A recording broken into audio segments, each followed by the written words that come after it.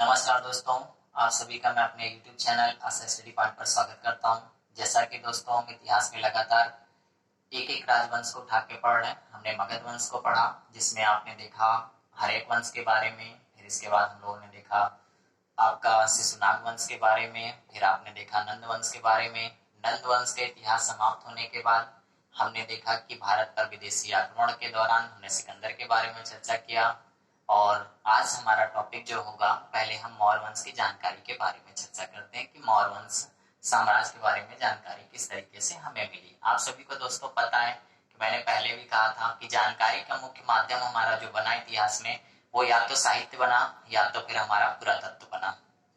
पुरातत्व में स्पेशली क्या होता था, उसमें दो तरीके से चीजें होती थी। एक तो शिलालेख के माध्यम से, या तो किसी के द्वारा किसी भी उत्खनन के द्वारा कोई सामान मिलने से या किसी वस्तु के मिलने से प्रमाणित होता था कि इस तरीके से साम्राज्य का विस्तार था या ये कुशल शासक हमारे इस तरीके से शासन करते थे। तो दोस्तों, जानकारी के साधन में हम अगर बात करते हैं तो आज हमारा जो टॉपिक होगा मौर्य वंश होगा। मौर्य वंश के पूरे इतिहास के बारे में बात करें तो 322 बीसी से लेकर 184 बीसी तक, कहीं कहीं 185 बीसी भी दिया जाता है। तो इतना माइनर डिफरेंसेस सन में नहीं आएंगे पेपर में, क्योंकि अलग अलग साक्ष्यों के आधार पर अलग अलग इतिहासकारों ने अलग अलग सन को मेंशन किया है। तो कोई दिक्कत नहीं दोस्तों, हम जनरली एनसीईआरटी बेस पर अगर बात करते हैं तो 322 से 184 बीसी के मध्य में मौर्य वंश का साम्राज्य पूरी तरीके से चरमोत्कर्ष पर रहा या पूरा विस्तार रहा। अब हम जानकारी के बारे में बात करें तो दोस्तों, पहला जानकारी का साधन हमारा मुख्य रूप से अगर बात करें तो साहित्य आता है।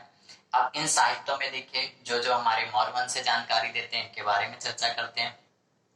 सबसे ज्यादा वेरी इंपॉर्टेंट की बात हम करें तो चाणक्य अर्थशास्त्र। आप सभी को पता है कि मौर्य वंश की स्थापना का पूरी तरीके से अगर हम कहें उद्देश्य तो कहीं ना कहीं चाणक्य का ही था। आप सबको मैंने नंद वंश में बताया था कि जब सिकंदर आक्रमण कर रहा था, लगातार विश्व विजेता हो रहा था, भारत पर आभास हुआ इनको, चाणक्य को, कि हमारी भी क्या है, भारत खतरे में आ सकता है। तो इन्होंने क्या किया, घनानंद से बात करी और उन्होंने कहा साम्राज्य के लिए हमें ऐसा रणनीति बनाना चाहिए। जिस पर क्या किया, घनानंद ने प्रत्युत्तर देते हुए इनको अपमान किया और अपमानित करने के बाद राज से दरबार से निकाल दिया। अब इसके बाद इन्होंने क्या किया, आप सभी को अभी आज के लेक्चर में पता चलेगा। चंद्रगुप्त मौर्य यानी एक बालक को क्या किया, घनानंद का नरसंहार करने के लिए, घनानंद को समाप्त करने के लिए उसको अपनी कुशलता रणनीति के कारण मौर्य वंश की स्थापना करी। तो दोस्तों, यहाँ पे अगर हम बात करें तो सबसे इंपॉर्टेंट पॉइंट, चाणक्य के अन्य नाम अगर आपसे पूछा जाता है तो दोस्तों याद रखना आपको विष्णुगुप्त और कौटिल्य।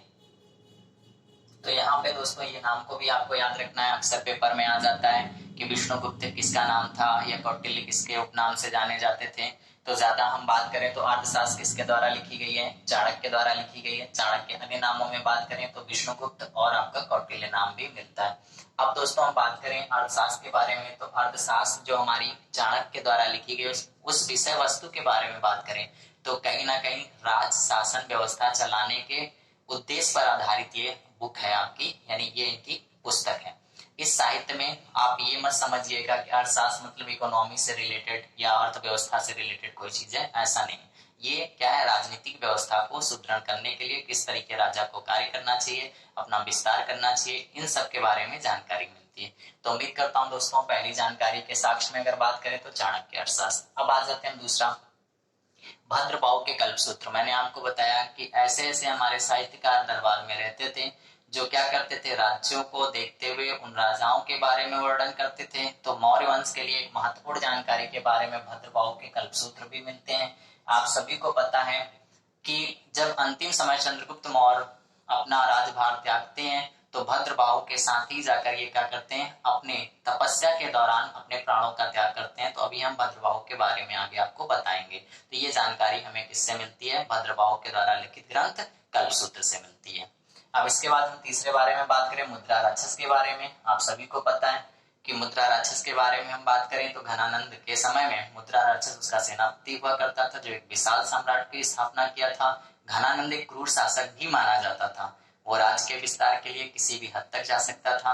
और उसमें भी उन्होंने क्या किया था, चाणक्य के बारे में बताया। मुद्रा राक्षस में जो एक महत्वपूर्ण किताब बनी कि किस तरीके से चाणक्य ने अपने कूटनीति के द्वारा घनानंद के साम्राज्य का विनाश किया और मौर्य वंश की स्थापना करी। तो ये सारी जानकारियां हमें कहाँ से मिलती है? विशाखदत्त के मुद्रा राक्षस से। तो उम्मीद करता हूँ दोस्तों ये ग्रंथ आपको याद हो गए होंगे। नहीं भी याद है तो इन ग्रंथों को आप बार बार रिवीजन करें और तैयार करें। अक्सर बेसिक तौर पर इन पुस्तकों के बारे में एग्जाम में पूछा जाता है। वेरी वेरी इंपॉर्टेंट हम ग्रंथ कह सकते हैं।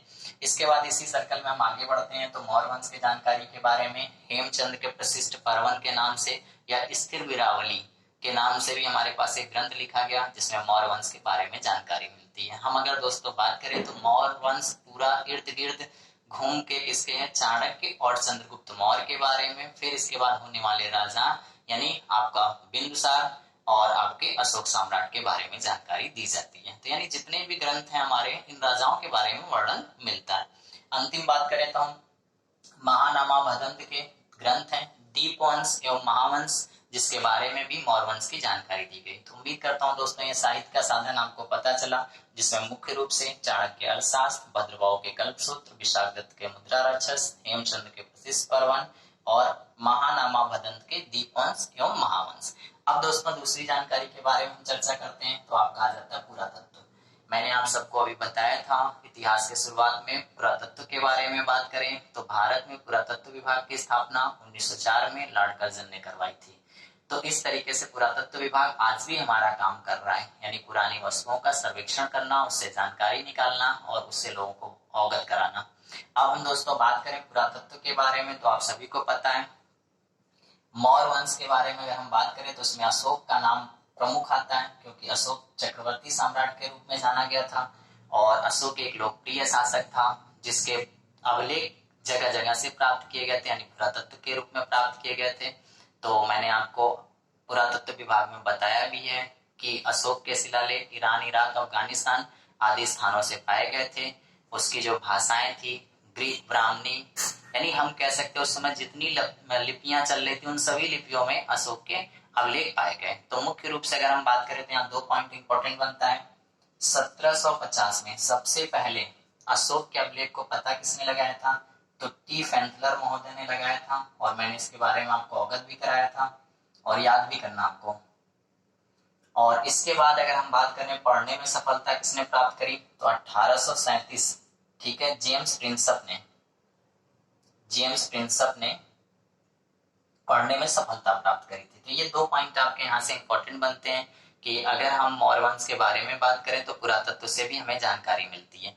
अब दोस्तों इसी सर्कल में बात करें तो रुद्रदामन के जूनागढ़ अभिलेख आप सभी को मैंने बताया था। रुद्रदामन के जूनागढ़ अभिलेख यानी जूनागढ़ से एक लेख प्राप्त हुआ था जो रुद्रदामन के द्वारा लिखवाया गया था। उसमें सुदर्शन झील और चंद्रगुप्त मौर्य और अशोक के बारे में वर्णन मिलता है जिसके बारे में मौर्य वंश के कुछ साक्ष्यों के बारे में जानकारी हमें मिलती है। अब दोस्तों हम बात करें मेगास्थनीज इंडिका तो आप सभी को मैंने दोस्तों बताया था जब मैंने बताया था भारत में विदेशी स्रोत या ऐसे व्यक्तियों के बारे में जो भारत में अलग अलग राजाओं के समय में अलग अलग समय पर आए थे। उसमें आपको मैंने बताया था मेगास्थनीज की इंडिका।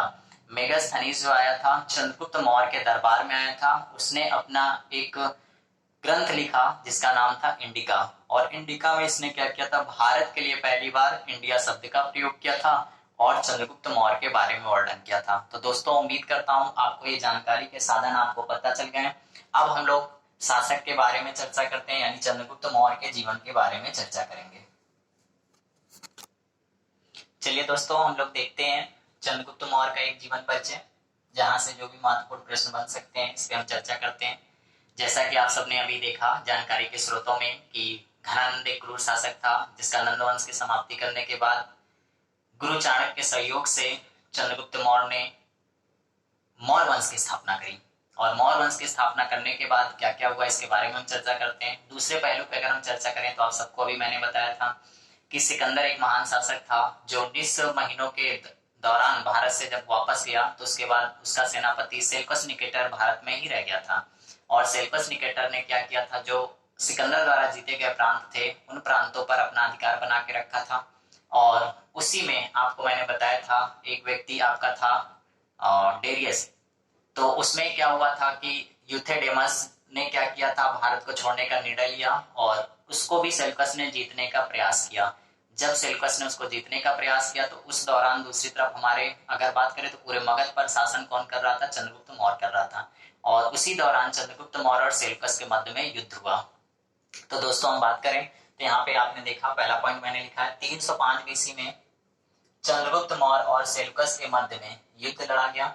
और चलिए दोस्तों, जैसा कि मैंने आपको पिछली भूमिका बताई तो उस भूमिका से रिलेटेड महत्वपूर्ण जो बिंदु हमारे पास निकल के आता है वो ये निकल के आता है 305 बीसी में चंद्रगुप्त मौर्य और सेल्यूकस के मध्य में युद्ध लड़ा गया। इसकी वजह से जो यूथेडेमस द्वारा जीते गए प्रांत थे उस प्रांतों के सिकंदर भी अधिकार करना चाहता था और चंद्रगुप्त मौर्य भी अधिकार करना चाहता था, क्योंकि चंद्रगुप्त मौर्य का सपना था या चाणक्य का सपना था अखंड भारत पर कोई एक साम्राज्य का क्या हो, विस्तार हो और ऐसा राजा हो जो पूरे अखंड भारत को मिलाकर चले। और उस अखंड भारत में कहीं ना कहीं चंद्रगुप्त मौर्य का नाम अतुलनीय आता है, यानी उन्होंने क्या किया, अखंड भारत का सपना अपने गुरु चाणक्य का पूरा किया। और उसी दौरान क्या होता है, युद्ध होता है किसके बीच में, चंद्रगुप्त मौर्य और सेल्यूकस के मध्य में। और दोनों ही एक कुशल योद्धा होने के कारण इन दोनों में युद्ध समाप्ति होती है किससे, संधि के उपरांत। मैंने आपसे कहा था कि युद्धों के समाप्ति का कारण या तो विजयी होते थे या तो संधि से युद्ध समाप्त किए जाते थे। संधि के शर्तों के अनुसार क्या होता था, राजा उसके अधिकार क्षेत्रों पर अपना अधिकार कर लेता था या फिर उनसे वैवाहिक संबंध स्थापित कर लेता था। तो अब इसके बारे में हम चर्चा करें तो यहाँ पे देखिएगा युद्ध में शर्त के अनुसार क्या हुआ, सेल्यूकस ने अपनी पुत्री, यहाँ पे ये नाम इंपॉर्टेंट है, कर्नेलिया या हेलेना, कर्नेलिया या हेलेना से क्या कर दिया, चंद्रगुप्त मौर्य का विवाह करा दिया। और चंद्रगुप्त मौर्य से विवाह कराने के कारण क्या हुआ, दोनों में क्या हुए, व्यवहारिक संबंध स्थापित हो गए और दोनों ही अलग अलग राज्यों में यानी चंद्रगुप्त मौर्य के अधीन रहकर सेल्यूकस ने अपने राज्य का विस्तार करना शुरू कर दिया। अब इसके बाद बात करें तो उस दौरान सेल्यूकस ने अपनी पुत्री हेलेना के विवाह के उपरांत चंद्रगुप्त मौर्य को 4 प्रांत दिए। वो 4 प्रांत हमारे थे काबुल, गंधार, हेरात, मकरान। तो दोस्तों इनको थोड़ा सा याद रखेंगे। चंद्रगुप्त मौर्य को क्या किया, सेल्यूकस ने 4 प्रांत दिए विवाहिक संबंध के उपहार स्वरूप। तो उस संबंध में चंद्रगुप्त मौर्य ने क्या किया, चंद्रगुप्त मौर्य ने सेल्यूकस को 500 हाथी उपहार दिए। 500 हाथी का उपहार दिया। आप सभी को पता है कि उस समय हाथी और आपके इस तरीके से जो जानवर युद्ध में प्रयोग किए जाते थे, रणनीति से युद्ध का एक भाग हुआ करते थे।